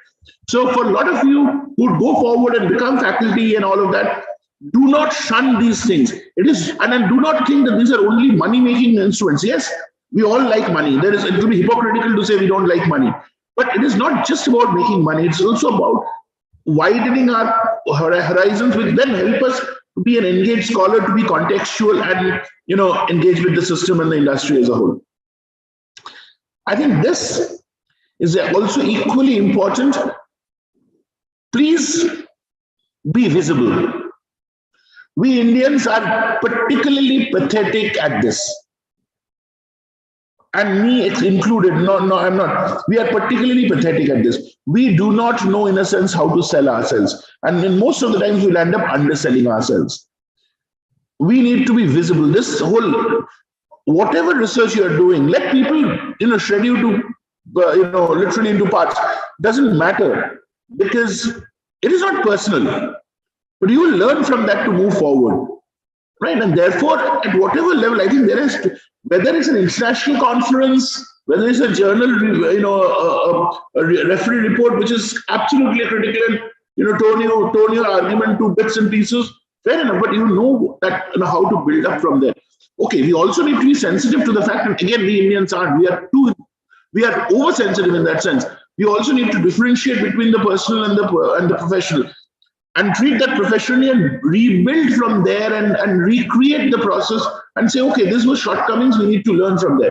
Just because a reviewer has written a bad report does not mean that the reviewer has anything against me or you. Because in most cases, and why most, in fact, it's a blind referee. So the reviewer wouldn't even know it was whose it was and all of that. So I think that is something which needs to be kind of, but we need to be present. We also need to make sure, as academics, we also need to make sure that we can make our research While the academic research and all of the journal articles and all of that is very good and important, and we do that, but we also should be able to, and I say this in my classes all the time, I have not written it that way, but I've written it in a more polite way. So whenever I teach derivatives and some complicated stuff, and my students keep on, and today they keep on telling us all kinds of jargons. So my immediate reaction is, cut all that jargon. Can you go out on the road, catch a rickshaw driver, and explain this to that person in simple terms, and can that person understand that? And as one of my teachers once told me, when he used a different example, said, can you catch your grandmother and teach and tell her and make her understand that? If you can do that, your research is successful, because not only have you solved a complex problem, but you've also been able to communicate. Because one of our biggest challenges is we learn over the years how to communicate using jargons and very technical stuff. We are very poor at distilling it into simple stuff and making it accessible. And that is something I think research should also be driving at. In terms of publication, obviously there's an important argument in terms of publication arguments. And this is some of the things I thought I will kind of highlight from a researcher perspective. That you should be looking at these questions when you're picking up a problem, when you're picking up a question that you want to address, and look at that. I already highlighted earlier the fact that any problem that you solve, any problem that you're trying to attempt to solve, I don't even know whether you can solve, and I don't know whether I can solve, should be data driven, should be backed by facts, should be backed by observations. It could be the facts could be contrary to the established norm. That's fine, because after all, as we all know, the only thing that is constant in the world is change, and therefore the condition in which original set was and today's set may be different, and therefore there is changes, and that is why there is research that we're doing. But can I kind of say that this is observed and not a simulated or a cooked up argument, and or a hypothetical setup which has no meaning? So I think that is a very, very important driver in anything that today, when you take it out to any kind of publication, whether it's a top quality journal publication, a top quality magazine publication, or a newspaper article, or even a talk, I think there has to be enough data to kind of support that. Interdisciplinariness or interdisciplinarity, I think, is the buzzword today, and we should actually try to make it more holistic and more interdisciplinary, because it is, there is no point where trying to think of the solution in one context or in a simple context, and then you realize somewhere else that it will fall foul of something else, and therefore it will not work. So even if I have a solution, it will not work because something I'm not taking care of something else. So it's important to move out of silos, and we all realize the problem in a simple example. We all realize the problem. Some of us are old enough to remember that we had something called a family physician who was never a super qualified doctor, but by just looking at you, even without examining you, by just looking at your face, could tell you had this problem. At least in the basic cases, this is the medicine you need to take, and you would be kind of okay in 2 or 3 days. Today, we've moved into the super specialty thing. So if I walk in, first of all, this whole argument of a family physician or a general physician is gone. The moment you walk into a corporate hospital or any hospital, the first thing you're dumped with is 20 different tests that you need to do and then come back. And most of it is probably irrelevant and are not needed. But nobody really is taking the time to kind of understand and figure out the individual and not look at just, so I understand only this much, and if it is beyond that, go to my colleague there. I think we need to also have some basis of basic understanding across the board and understand what is going on and make an effort to figure out what is happening elsewhere. Where are we impacting? Where what will happen? And the more interdisciplinary we can get. Remember, the two things that happen from a researcher perspective. 2 things happen. Your audience increases, and equally importantly, your publication opportunities increase. Because if I were looking at finance problems only, I would only look at a set of finance journals. If I'm looking at applications of finance or in some other discipline, then I actually have roughly double the publication set that I have. So my chance of the publication also increases. So it's not just in the knowledge context, but it's also in my larger interest that I try to be interdisciplinary, because my alternatives increase, and therefore obviously have a better chance or a faster chance of a publication. Now, again, the same thing, you could be country specific, but countries are so different that, a phenomenon that you might understand here, a phenomenon that you might want to follow out here and then study in a given context may not apply elsewhere. And it probably is important to understand the difference. So while country specific studies are always going to be important and important to be highlighted, and I know Professor Umashankar is there, who's an expert in this, but think of it, the market behavior and the consumer behavior is not the same in India and let's say in the US or somewhere else. Now, just because something holds in the US, will it hold out here? Not necessarily. So while there is value to doing country-specific analysis, but I think it is also equally important that we try to widen our horizon. And today, data is far more easily available. And widen our horizon and do those cross-country studies to highlight what those differences are, because that makes the work that much more relevant and that much more contextual and that much more wider in terms of the audience that we kind of are targeting. I have always been of this I know this is exactly somewhat opposite to what a lot of research in India typically happens. The third bullet point, and I have always been of the idea that, try to do small things, but try to do original things. Don't simply try to replicate something that has happened elsewhere. If you're replicating, you have to then replicate with the idea of the previous point that there is a difference that we are observing. Replication is a means to highlighting that difference, because the problem is about highlighting and explaining the difference.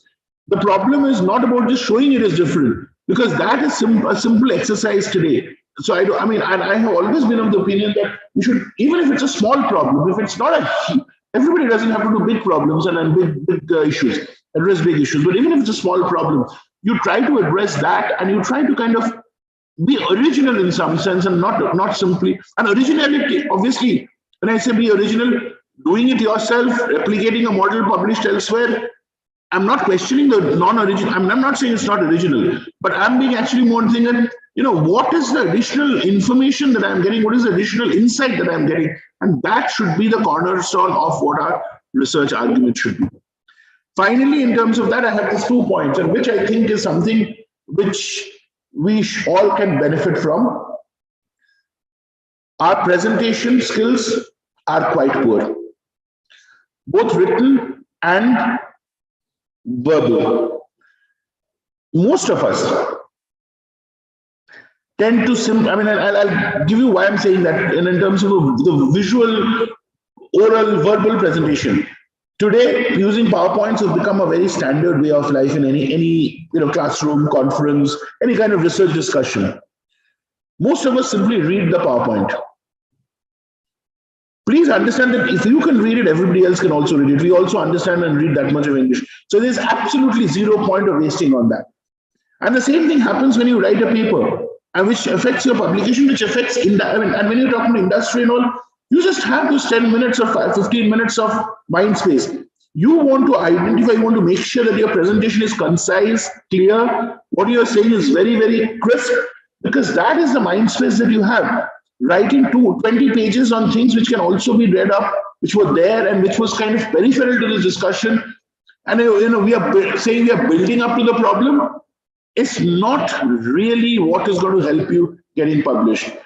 You can have that as appendix, you can have that as supporting material, but what will get the reviewer or the research or the editor to read is by looking at the problem in the first 5 minutes or so, reading the first 2 pages. Does the editor find it attractive enough to go forward? If it goes forward, then all those details will be read. But if I'm writing a 2-page or a 3-page introduction and the problem itself has not been well defined, at some point the whole thing will just be lost. Even if it's fantastic work, the whole thing will just be lost and nobody's going to read it. So we need to kind of be much better in our presentation, in our delivery, in that much more concise, crisper, and we should kind of be clear in what we kind of talk about, what we are doing, and that's the last point out there. What is that we are challenging? What is it that we are expecting this to come out of? What will be we do not know whether we'll be able to prove it or not at that point. But if we can, what is the problem? What is the utility of them? And who will benefit? Because all of this put together becomes a very important driver in the context of whether a paper will be rejected, will be desk rejected or at least reviewed. And to me, if a paper is reviewed, and even if it is rejected after a review, it's a good outcome because I have a review report on which I can build on. But if it's just rejected, it's actually useless because I don't even know what has happened. I don't even know whether the editor has read it and the editor has formed an opinion, or the editor has not even, has the editor bothered to apply his mind? So is it a misread? Is it bad work? Or quality? I have no understanding. So to get past that first post, I need to kind of make sure that these things are there, that I make it crisp, I make it concise, I highlight what the problem is, what is the problem that I'm solving, if solved, what will be the benefits and who will benefit, because that is what drives publications to that much more. I'm going to skip this. This is what I put together sometime from my own thing, but I think this is not really relevant out here. This is more from a finance market or a finance perspective, but in a general audience scheme, I'm going to skip it. And a lot of things can be added on to that. And each of us from our each of our own disciplines, we can kind of create. This is not an exhaustive list, and we can all create enough of this list. And I'm running out of time, so I'll kind of finally put it in terms of this. I think a lot of applications are possible, and we need to look at those which are being developed regularly. Now, I did say that don't just replicate. Yes, don't just replicate, but you can suitably modify it. Something that has worked elsewhere does not work here. How do you modify it? And that is where the new things kind of come in. The linkages, and we should think of linkages really out of the box. We typically think linkages between, even if this silos break, I think of who sits next door to me, what area does that colleague of mine working in? That is our idea of interdisciplinariness or creating those linkages. But I think we really need to think about, if you really need to make that big difference and a big impact, think of out of the box linkages. Think of where it goes in terms of, between social sciences, physical sciences, engineering, medical sciences, and the likes of it. And I think that is what would be drivers, and that is what would actually result in understanding of the overall market and the environment that we are in. And finally, this is something that I have done extensively, and I have really benefited from it. And for all the young researchers out there, I'm going to say, however much you people as an individual may not like it, may think it's ridiculous, and may think we are very good academically, why do I need to do that? Please, please, please network. Because the world also needs to know how good you are. And unless you are networked enough, the world doesn't know how good you are. And if the world doesn't know how good you are, whatever research you do, however good research you do, your probability of being exposed, your probability of coming up in that becomes that much lower. And therefore, all that good work that you do and all the huge contribution that you think or that you can possibly make to the market and the world remains under, tons of coal or whatever you want to call it, and it never gets up out there. So I think that is something we need to do. We need to network, and this also brings you in focus with the industry, with everybody, with the policymakers, with the governments, because all of them are relevant in terms of your research arguments, and that is what should actually be the driver in this process. Okay, I think I'm kind of at the end of it, so let me stop with that, and feel free to tell me that all you said is nonsense, because what you do, what you're talking about is not relevant to us, and all of that. I'm perfectly fine. Or any other observations and comments, I'm perfect. I'm happy to kind of respond to that, discuss whatever. Thank you. Thank you, Professor Basu, for your keynote address. A lot of the points, at least personally, I felt were very relevant, very hard hitting, and to the point. And that's something that researchers, all of us, at whatever stage of the career we are, we need to hear that. So thank you for that.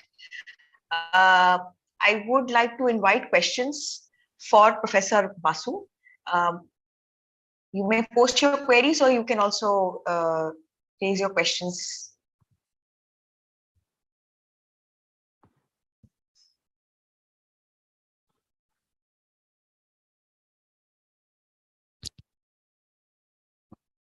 In the meantime, let me thank Shankar Sen for making me available for this, himself available for this session.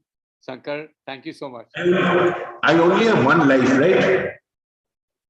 So for those of you should understand that when Professor Sanyal or Devashish Sanyal asks us something, It's the question is, do you value your life or not? You only say no to him when you don't value your life. This time it was me, not me. Huh? That's what you cannot blame me. Anyway, thank you so much for your respect and everything. What you do for the Great Lakes family, from time to we trouble you, not only for this purpose. No, anytime. Helping us. Thank you so much. Anytime.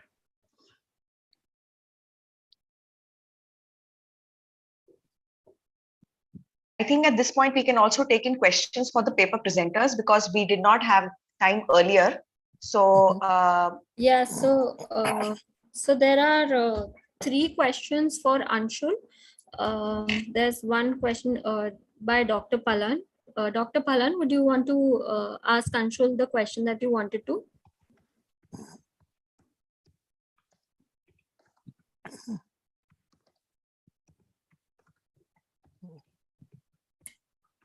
Thank you, Dr. Sheetal. My question was, when you talk about the increase in productivity in the manufacturing sector, now it's very important to look at the technology transfer also, because India is a developing country.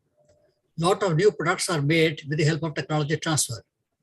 So technology payments should have been also considered while talking about, because that's an important factor. And this has not been, I think it has not been touched upon in the paper. I had an opportunity to deal with the technology transfer in a very big way. And the fact remains, the state-of-the-art technology is never transferred. And the effort has to be made by the indigenous companies to do research and development and absorb technology. So there should be talk about the absorption of technology also when you talk about the increase in productivity. Because simply getting more import of components, which means the people who make an FDI, they want to make you dependent on that company or dependent on them for supplies. That is not the interest of the company or the recipient companies. So technology transfer issues should be taken into account while talking about the increase in productivity. That's the only observation I like to make. Thank you. Thanks for the observation, Professor Palhan. So what you said is essentially the essence of my paper and something which I wanted to communicate. So regarding the payments of the technological transfer, it is that, say, when a domestic Indian company starts exporting to, say, a US firm, so the US firm would provide specifications of exactly of what kind of product they want, say if it's a medical equipment or simply a surgical light, exactly what they want, of what quality and what particular things has to be used. Now, this knowledge transfer, this specification which is being received by Indian company, they are not coming in for the return of some payment towards the technological transfer. But what is happening is that in this process also, they are learning that how to make an internationally competitive product. Similarly, in case of imports, when you are importing intermediate inputs, you which has the foreign technology embodied in it, the company has the domestic firm has the possibility to copy it and develop it into other parts, or to develop to manufacture that parts in-house in the later stage. So this is something, the other sources of technology which I want to talk about. And as you said, that the absorption, which is a very necessary and important part, that is being looked through the R&D units. So if a firm has an R&D unit, which in every sense is actually doing R&D, so for that we have taken R&D units, only those which registered with the respective departments of Ministry of Science and Technology. So that would help in whatever technology or knowledge transfer we are getting from the exports or from the imports, as I just explained, in absorbing and assimilating within the firm and across the industry too. Thank you. Thank you, sir. Thank you so much. Dr. Uma Shankar, you also had a question. So my question is a little bit more fundamental. Anshul, very sound analysis in your paper, so congratulations.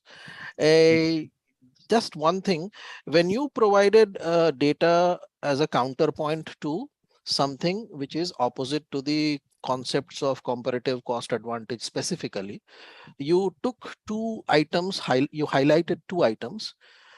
Both are showing high imports as well as high exports. But you know what, does it really is it really a counter to CCA, or is it actually more strongly endorsing CCA? Why I say this is because of this.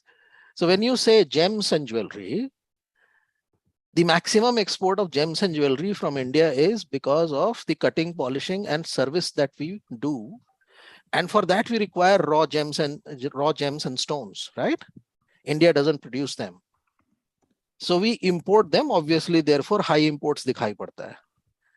But here we have skilled workers, which is not available at that price, especially, and at that volume anywhere else in the world.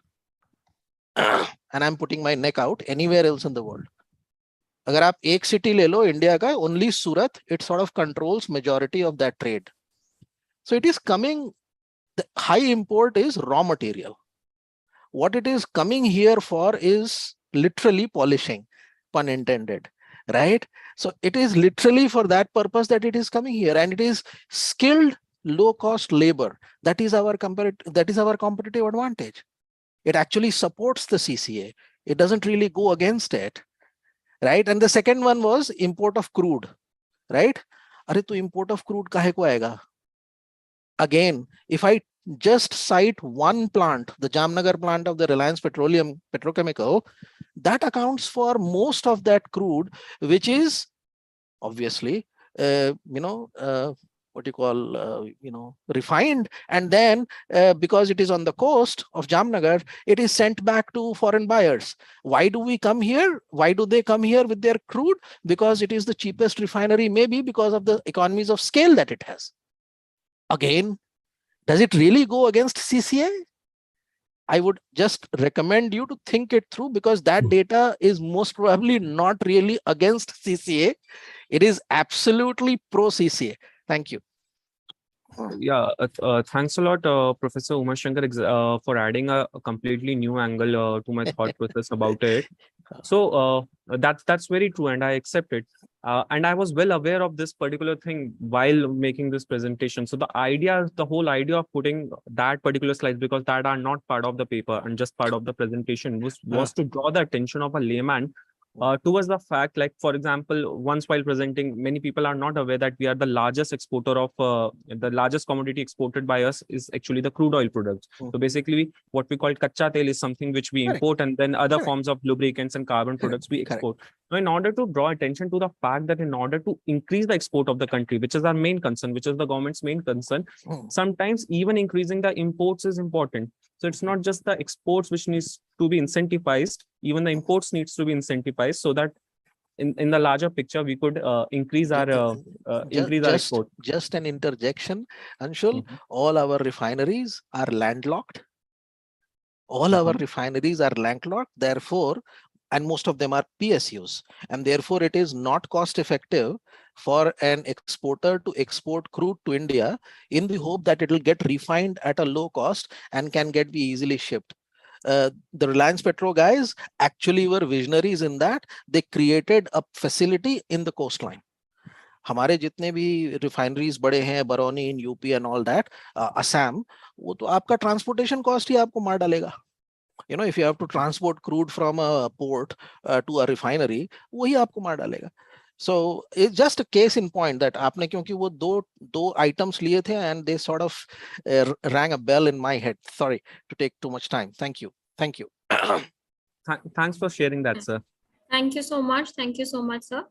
Gaurav had a question for you, Anshul. Gaurav, you can ask the question.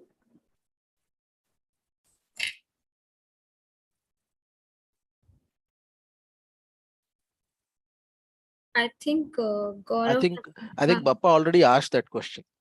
Yeah, I think that was वो तो बहुत discuss हुआ है ना कि आपका जो inference है वो ये कह नहीं रहा है, लेकिन आपका रिकमेंडेशन कुछ और कह रहा है, राइट? तो आपके पेपर के इन्फरेंस से ये रिकमेंडेशन नहीं कर सकते आप, है ना? So there was just one question for Rosie from Sakshi. Sakshi, do you want to ask the question?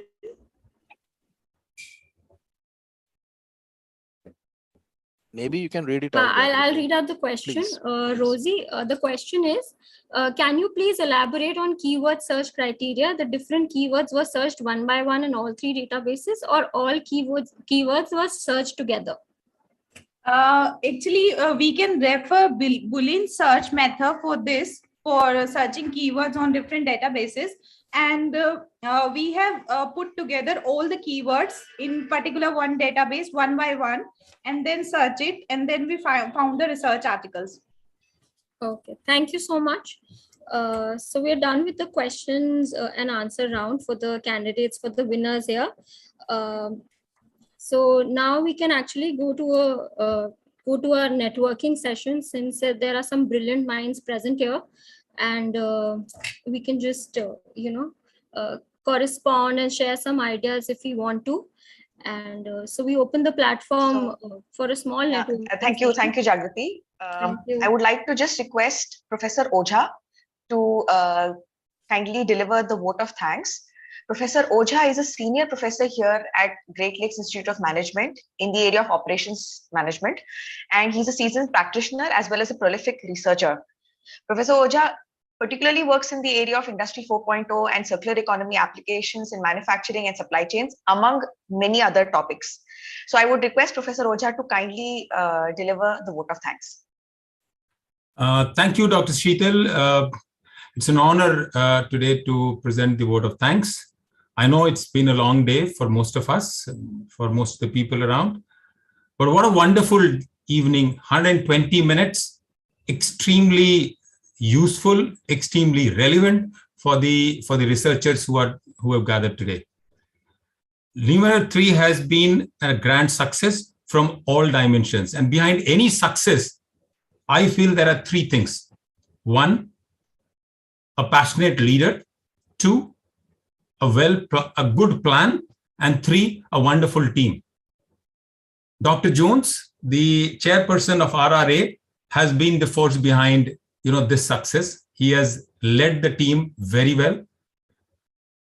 Dr. Sheetal, Dr. Jagriti, and Ravi Kishore, all these three team members have been working from last more than a week. They've done a wonderful job, and a huge thanks to you all. You've done a fantastic job, and especially Sheetal, who has been involved from day number one. That means first unit, the second, and this is the third one. She has seen all the three, and that's fantastic. Great work done, Sheetal, and of course the team member. The amount of effort required to actually go through all the papers which have come has been very, very high. And thanks to all the reviewers, faculty reviewers who have gone through the papers, seen, spent a lot of time, and come out with the inputs and the feedback. And I'm sure that would have been a very useful thing for the people who have sent their manuscript. Thanks to all the people, thanks to all the faculty members in terms of inputs there.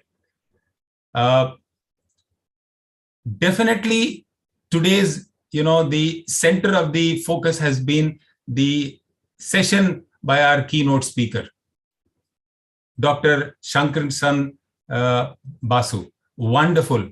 Everything came out from your heart. What a session it was. And I can tell you, we all could relate things very, very easily. And those 6 characteristics of research relevance today has been wonderful. Absolutely wonderful. You have put things in a very, very nice way. I think notes are needed, but it has gone straight into the head and it gets embedded there. Thanks a lot for pulling out time and sharing with all of us your thoughts.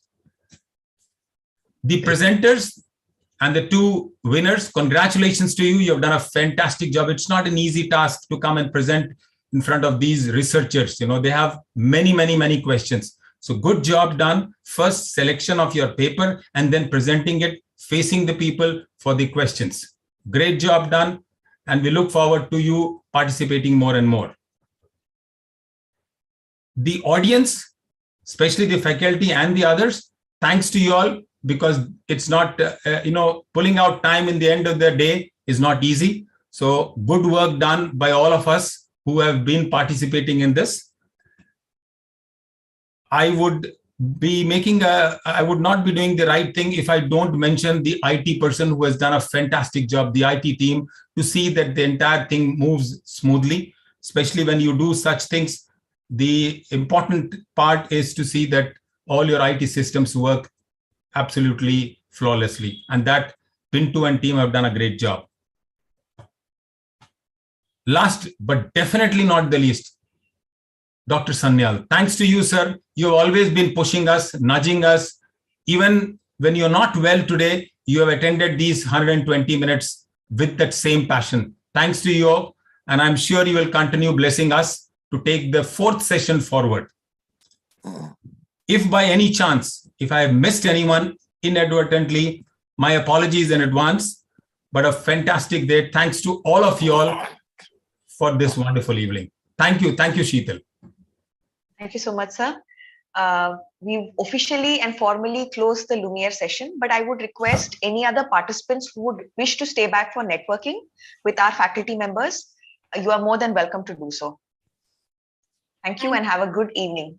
Thank you so much, Thank everyone. you, Professor Basu. Thank you. Thank you. Thank you. Thank you, Professor Basu. Thank you. Thank you, everyone. I may Thank have to you. leave because I have a Thank you, class. Dr. Basu. Thank you. But if there is anybody, so I can probably stay for another 10 minutes max before my class starts. So if there is anybody interested in, is still not tired of me. I would just like to point out that thank you. You so are tired. अरे उसको बोलने तो दे बाबा क्या बात है? That thank you so much for the encouraging participation. And we are actually changing format of Lumiere. We are moving from the quarterly thing to a half-yearly event now. And we wish to bring in a lot of research, workshops, and symposiums moving forward. So we would need your encouragement, your participation in the future as well. And thank you everyone for being here. Can I just make one small announcement, because there are some people are here? Yeah. Because, so what we are also doing is we are also trying to regularly have these sessions where we try to create new kind of data, and we want to upload it for free for any researcher to use. For example, last month we kind of extracted some nightlight data from about 6 lakh villages, and some people had joined, and we would like to put that out free. So if everybody joining, if you shared your email list, and we would be happy to kind of invite you. Next time we have a session like that, where any data which we have, we want to upload so other researchers can use them, so that we can contact you. So if you could please share your email ID, we'll be able to reach you. Thank you.